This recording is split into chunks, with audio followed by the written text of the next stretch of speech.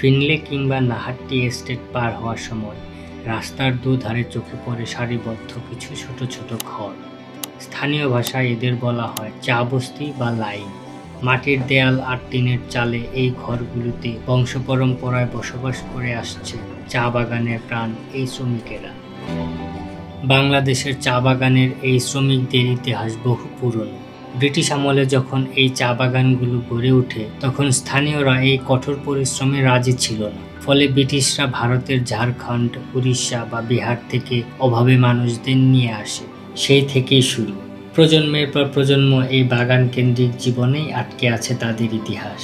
বাগান কর্তৃপক্ষই থাকার জন্য এই সারি সারি ঘর তৈরি করে দিয়েছিল, কিন্তু এর বিনিময়ে শর্ত একটাই, পরিবারের অন্তত একজনকে বাগানে শ্রম দিতে হবে। বংশ পরম্পরায় তারা এই ভূমিতেই জন্মেছে, বড় হয়েছে। কিন্তু ট্র্যাজেডি হলো এই মাটির মালিকানা তাদের নেই। এই ঘরগুলো তাদের প্রজন্মের পর প্রজন্মের ঠিকানা হলেও কাগজ কলমে তারা ভূমিহীন। কাজ হারালে বা বাগান ছেড়ে দিলে এই ছাদটুকু তাদের থাকে না।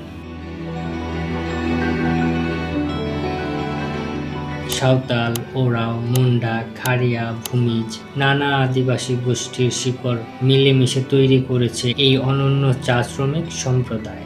শ্রীমঙ্গলের সবুজ চা বাগানের আড়ালে লুকিয়ে আছে এমন হাজারো গল্প, যেগুলো হয়তো আমরা পর্যটক হিসেবে কখনো দেখিনি না।